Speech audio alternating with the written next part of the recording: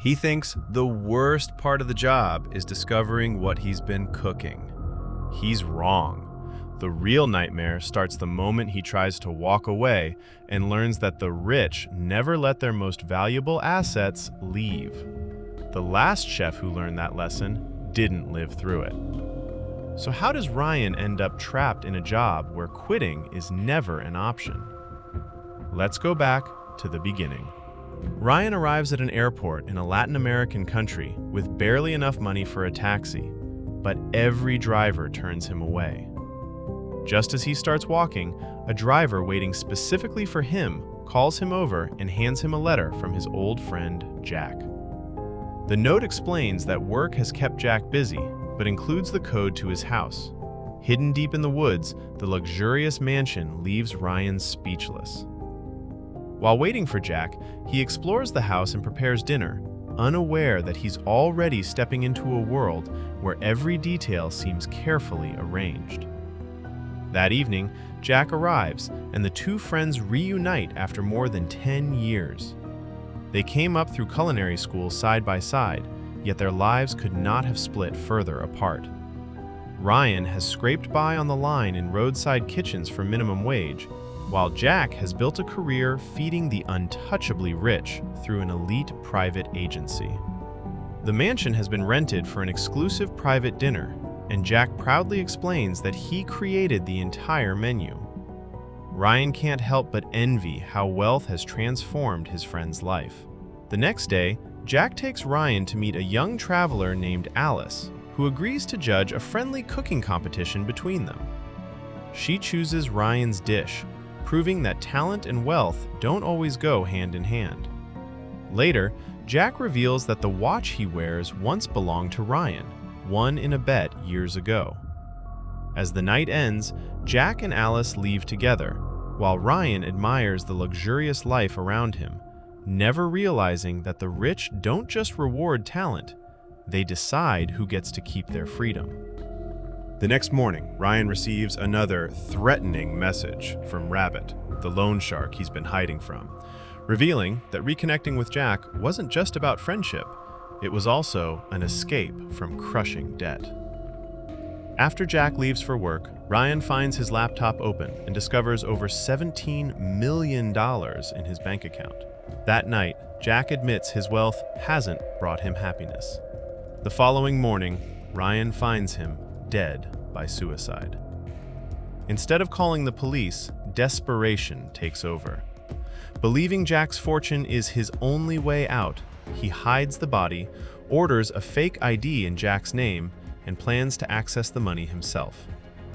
Before he can act, Rabbit sends a photo of Ryan's mother, threatening to kill her unless he's paid immediately. With no choice left, Ryan dumps Jack's body into a nearby lake and desperately searches for a way to get the money before the loan shark reaches him. Every decision only pulls him deeper into a trap with no escape. When Ryan returns to the mansion, Imogen and Maurice mistake him for Jack, and he plays along. Hoping to clear his debt, he even asks for an advance payment, believing his nightmare might finally be over. But that hope vanishes when Imogen reveals the truth. The exclusive dinner isn't serving exotic meat, it's serving human flesh, and Ryan must choose the victim. In that moment, he realizes the wealthy aren't just buying a meal, they're buying complete control, and if he refuses or the dinner fails, he won't leave the mansion alive. Imogen makes one thing painfully clear: there is no leaving. Tomorrow's guests are billionaires paying $500,000 each, and if Ryan runs, they'll find him anywhere in the world. That's when he finally understands why Jack took his own life.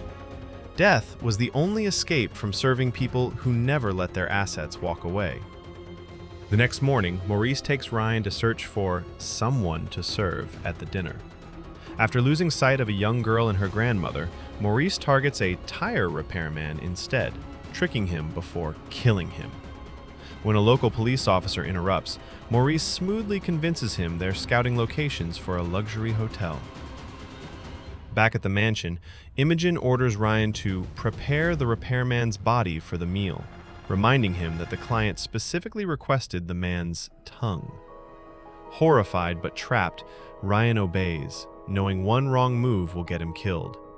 Every cut reminds him that this nightmare began the moment he hid Jack's death instead of calling the police. When he's finally done, panic drives him to flee in Jack's car, but he accidentally hits a gardener. Maurice quickly catches up, and although Ryan claims the brakes failed, Maurice doesn't believe him. Eventually, Ryan admits he tried to escape. Instead of punishing him, Maurice calmly warns that no one has ever escaped the agency. Its network spans countries, and once someone becomes useful to them, they're never truly free. Realizing he's trapped, Ryan returns to the kitchen as wealthy guests begin arriving for the dinner. Subscribe to the channel before watching ahead. Just before the event begins, Detective Ruiz and Officer Gallo arrive at the mansion. Ruiz is searching for his missing nephew, the tire repairman Maurice killed. Since Ryan and Maurice were seen nearby, Ryan is questioned and forced to continue pretending to be Jack, while Imogen claims he's an architect working on a hotel project. But when Ruiz asks about blueprints, Ryan's weak answers only make the detective more suspicious, prompting him to stay and question Maurice. To keep the officers occupied, Imogen serves them meat soup, unaware they're eating the very man they're searching for. Ruiz praises the flavor, and Ryan nervously claims it's a mix of pork and lamb. As Ruiz keeps questioning him, every lie brings Ryan closer to being exposed.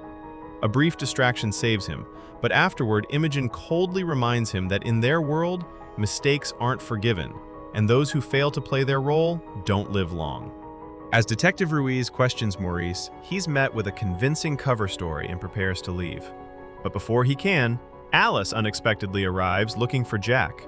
She notices Ryan wearing Jack's old watch and immediately grows suspicious. Meanwhile, a wealthy guest requests a special tongue dish, only for Ryan to discover the repairman's tongue is unusable. With no other way out, Ryan secretly tells Detective Ruiz the horrifying truth, that the soup was made from the detective's missing nephew.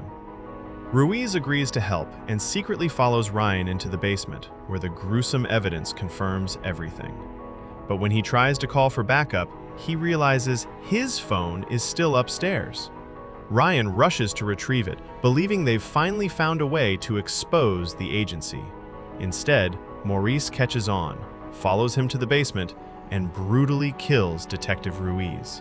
When Ryan returns, he finds both the detective and Alice dead. As if nothing happened, Maurice orders him to clean up the bodies, while Imogen calmly fabricates official stories to erase every trace of the murders. The next morning, Ryan hasn't slept at all, but Imogen congratulates him as if nothing happened. The clients loved the dinner, and the agency has promoted him to head chef for an even bigger event serving the world's elite. Along with over $4 million, Maurice slides a tracker beneath the skin of Ryan's neck. Not a reward, but a leash. Proof that he now belongs to them and can be found in any country on Earth. With no choice left, Ryan leaves for London while Maurice destroys every trace of Jack and Alice, making sure no evidence survives. At the airport, a tired stranger strikes up a conversation and openly envies Ryan. The money, the travel, the life of a successful chef. But Ryan knows what it actually cost. He escaped poverty only to become the property of people far more dangerous than the debts he was running from. Once the rich found him useful, the only way out was death. Share this video with someone who loves suspenseful movies.